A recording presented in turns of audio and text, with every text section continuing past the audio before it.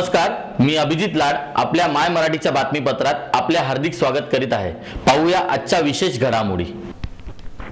मुलुंड मतदारसंघातून एकूण 2 लाख मतदारांची नावं गायब झाल्यामुळे भाजपचे उमेदवार किरीट सोमय्या यांची निवडणूक आयोगाच्या विरोधात तक्रार दाखल। ठाणे जिल्ह्यात मतदारांचा निरुत्साह, अवघे 50% मतदान आणि ठाण्यातील मतदार याद्यांमधील एकूण 6,72,000 नावं गायब झाल्याने काँग्रेसचे नगरसेवक विक्रांत चव्हाण उच्च न्यायालयात घेणार धाव। पुढील बातम्यांचा परामर्श घेऊया एका छोट्या विश्रांतीनंतर। माय मराठी चॅनलला माझ्या मनापासून शुभेच्छा। ठाणे महानगरपालिका हद्दीत घर घेताय का? मग ते अनधिकृत तर नाही ना, याची खातर जमा करा। अनधिकृत घर घेणं हा विकणाऱ्यासोबत विकत घेणारा देखील तितकाच दोषी असतो। तेव्हा घराची डोळस खरेदी करा, आपली कुठे फसवणूक तर होत नाही ना। यासाठी ठाणे महानगरपालिका मुख्यालयातील 4थ्या मजल्यावरील बांधकाम विभागात घराचा सर्वे नंबर, टिक्का नंबर याची खातर जमा करा। घराचं स्वप्न अवश्य करूया साकार, पण अनधिकृत घराचा नका करू कधीही विचार। अधिकृत घर म्हणजे उद्याची देखील निश्चिंती। अनधिकृत घराचे दार म्हणजे डोक्यावर कधीही तोडण्याची टांगती तलवार। जगणं तुमचं होऊ दे सुरेल गाणं, स्वच्छ सुंदर आणि अधिकृत घरांचं हसरं ठाणं।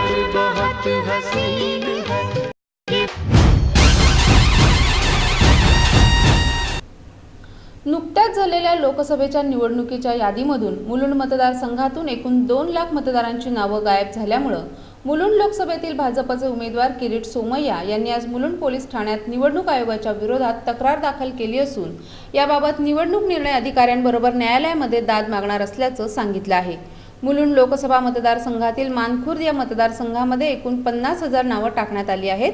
तसंच इतर मुलुंड, भांडूप, घाटकोपर आणि इतर मतदारसंघात नावं गायब झाली आहेत। यामागे राष्ट्रवादी काँग्रेस असून राष्ट्रवादी काँग्रेसचे अध्यक्ष शरद पवार आणि अजित पवार जबाबदार असल्याची टीका किरीट सोमय्या यांनी केली आहे। या यादीमधील कुटुंबातील सर्व नावं गायब झाली आहेत। तसंच एका व्यक्तीचं केवळ नाव असल्यामुळे याबाबतची नोटीस मतदाराला देण्यात आली नसल्यानं संबंधित अधिकाऱ्याला शिक्षा झाली पाहिजे असं किरीट सोमय्या यांच्या याचिका करणाऱ्या वकिलांनी सांगितलं आहे। याबाबत किरीट सोमय्या सरकारच्या विरोधात न्यायालयात दाद मागणार आहेत। मी आज पोलीस स्टेशनला ऑफिशियल तक्रार दाखल केली आहे। मी लोकसभेचा उमेदवार म्हणून माझ्या क्षेत्रातले 2 लाख मतदारांचं नाव इल्लीगल पद्धतीने या निवडणूक आयोगाचा मुंबई महाराष्ट्राचा अधिकाऱ्यांनी वगळले।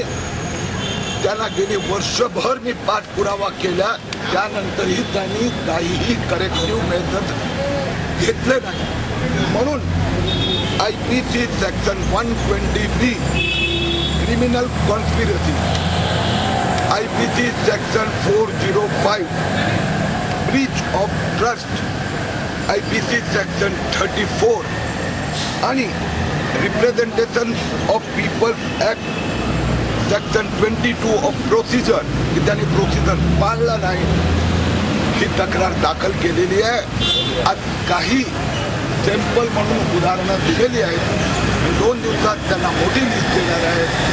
हे निवडणूक विभागाचे महाराष्ट्र आणि मुंबईचा स्टाफनी ठरवून, म्हणजे अशी उदाहरणं आहे की एक परिवार आहे, नवरा, बायको, मुलगा आणि सूनबाई, आणि त्यात ना बायकोचं नाव गेलं। आता परिवार आहे की 2 महिन्यापूर्वी त्यांचं नाव होतं, आज गायब झालं। वास्तविकरित्या कायदा असं म्हणतोय की पंचनामा, नोटिसी सगळ्या केल्या पाहिजे, काही केलेलं नाही आहेत आणि म्हणून यांच्यावर कारवाई करा, ही माझी मागणी आहे।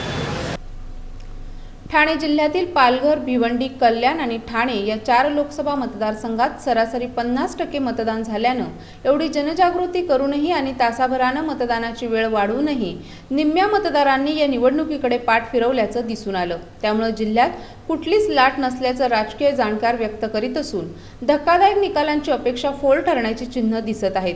जिल्ह्यातील 4 लोकसभा मतदारसंघातील पालघर लोकसभा क्षेत्रात 60%, भिवंडी लोकसभा क्षेत्रात 45%, कल्याण लोकसभा क्षेत्रात 41%, ठाणे लोकसभा क्षेत्रात 50% इतकं मतदान झाल्याची माहिती जिल्हा प्रशासनानं दिली आहे. पुन्हा भेटूया अल्पशा विश्रांतीनंतर. माय मराठी चॅनलला माझ्या मनापासून शुभेच्छा. मीटिंगवर मीटिंग्स करतानाही होतील पे सगळे बिल्स. बायको सोबत शॉपिंगला घ्या बॅलन्स चेक करायचा थ्रिल. मित्रांबरोबर पार्टी करताना घ्या फंड ट्रान्सफरचा फील. किचन मधूनही करेल आई तिचा मोबाईल रिफिल. सर्व काही होईल शक्य जर असेल हाती TJSB मोबाईल बँकिंग.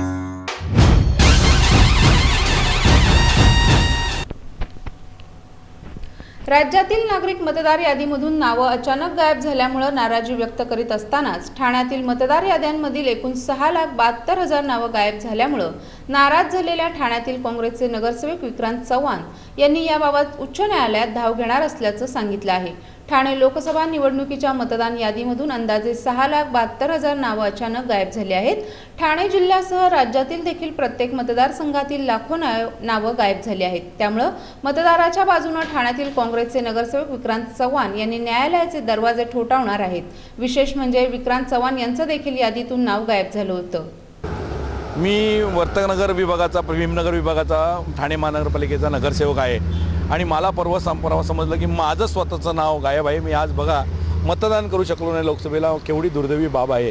आणि मी नगरसेवक असताना त्या प्रभागातून नगरसेवक म्हणून निवडून आलेलो. मतदार यादीत माझं मागच्या 3 महिन्यापूर्वी 4 महिन्यापूर्वी नाव होतं 4 महिन्यापर्यंत.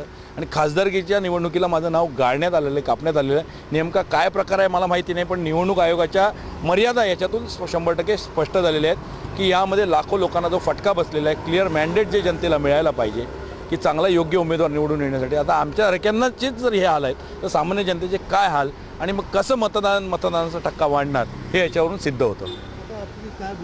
100% मला हायकोर्टात उच्च न्यायालयात न्याय मागावा लागेल की सुप्रीम कोर्टात की याबाबत ह्या प्रक्रियेत पारदर्शकता कमीत कमी ह्याच्या पुढे तरी यावी. आता तर मतदान मला करायला मिळणार नाही, पण पारदर्शकता यावी आणि कुठेतरी निवडणूक आयोगावरती चाप बसावा यासाठी मला कोर्टाचा दरवाजा ठोठावा लागणार. निवडणुकीचं काम करण्यासाठी आपलं शरीर स्वास्थ्य ठीक नसतानाही जबरदस्तीने जुंपण्यात आलेल्या निवडणुकीच्या कामाच्या अतितणावामुळे ठाण्यातील खोपट येथील वर्कशॉपमधील 203 बूथवर काम करणाऱ्या नवी मुंबईतील एका शिक्षिकेचा हृदयविकाराच्या धक्क्यामुळे मृत्यू झाला. वैशाली भाले असे या शिक्षिकेचं नाव असून त्यांचा मृतदेह शवविच्छेदनासाठी ठाण्याच्या सिव्हिल रुग्णालयात दाखल करण्यात आला आहे.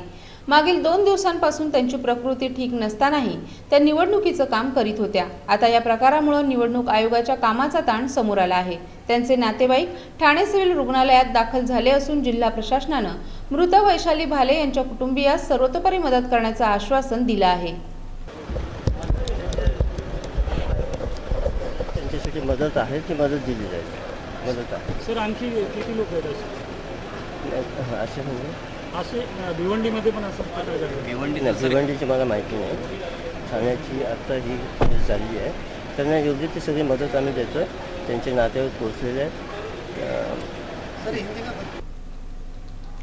अंगाची काहिली करणाऱ्या उन्हाळ्यात ठाणे आणि नवी मुंबईकरांना आजपासून रविवारपर्यंत भारनियमनाला सामोरं जावं लागण्याची शक्यता आहे. अकोला ते औरंगाबाद दरम्यानच्या वाहिनीच्या क्षमतावाढीचं काम हाती घेण्यात येत असून काळात पारिषित होणारी 1000 मेगावॉट वीज प्रभावित होणार असल्यानं नवी मुंबई आणि ठाण्यावर भारनियमन लादलं जाणार आहे. राज्यात विजेची निर्मिती पूर्व भागात होते, परंतु विजेची जास्त मागणी मध्य आणि पश्चिम भागात असते. या वाहिनीवरून सध्या 1000 मेगावॉट विजेचं वहन होतं. मात्र या वाहिनीची क्षमता वाढल्यानंतर हे प्रमाण 2000 मेगावॉट होईल. या कामासाठी 8 दिवसांचा अवधी लागणार होता, पण ऐन उन्हाळ्यात विजेअभावी नागरिकांचे हाल होऊ नयेत यासाठी अत्याधुनिक यंत्रसामुग्रीद्वारे हे काम केले जाणार आहे.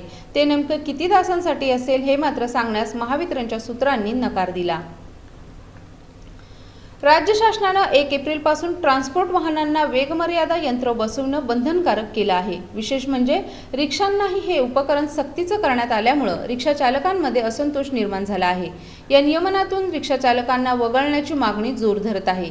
केंद्र शासनानं केंद्रीय मोटार वाहन नियम 1989 मध्ये सुधारणा केली असून हा नियम 1 एप्रिलपासून अंमलात आला आहे. नवीन नियमानुसार सर्व प्रकारच्या ट्रान्सपोर्ट वाहनांमध्ये 80 किलोमीटर वेगमर्यादा निश्चित करणारं उपकरण बसवणं बंधनकारक आहे.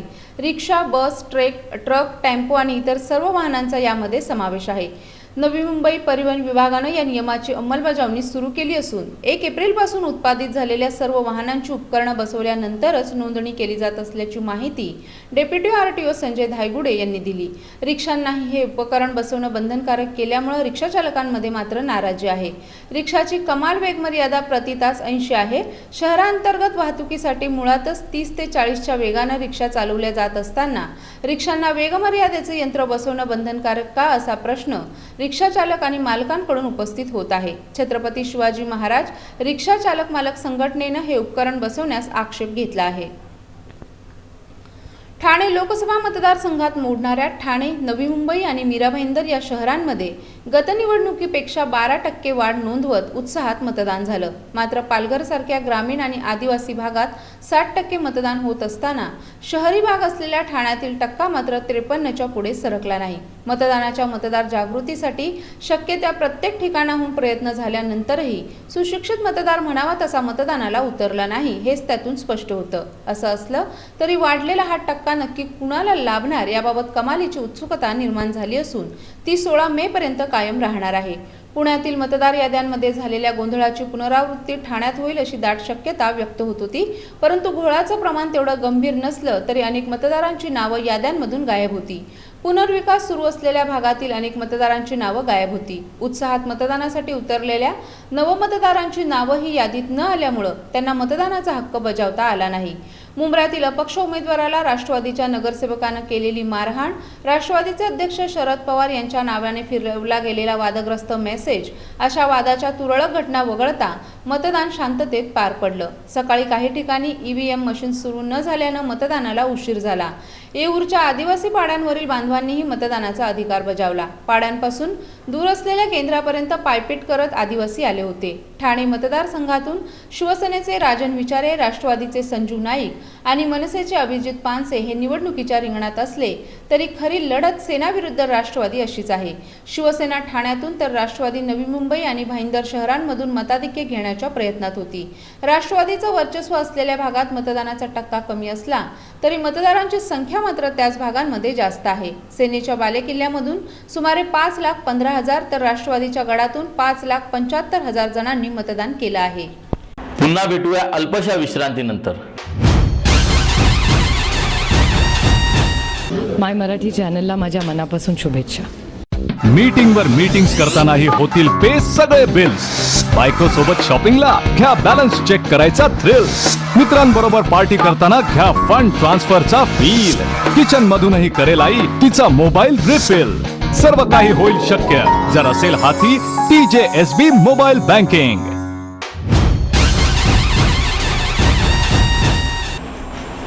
आपल्या काही सूचना अथवा प्रतिक्रिया असल्यास संपर्क साधा. आमचा पत्ता My Marathi news channel B2 plot number 59 Smruti society, Nana Nani park जवळ, सावरकर नगर, ठाणे पश्चिम.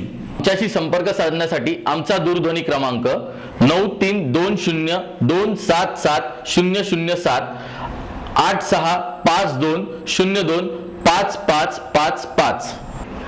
तर मग पुन्हा भेटूया उद्या याच वेळी याच ठिकाणी आपल्या आवडत्या माय मराठी बातमीपत्रात. तोपर्यंत धन्यवाद.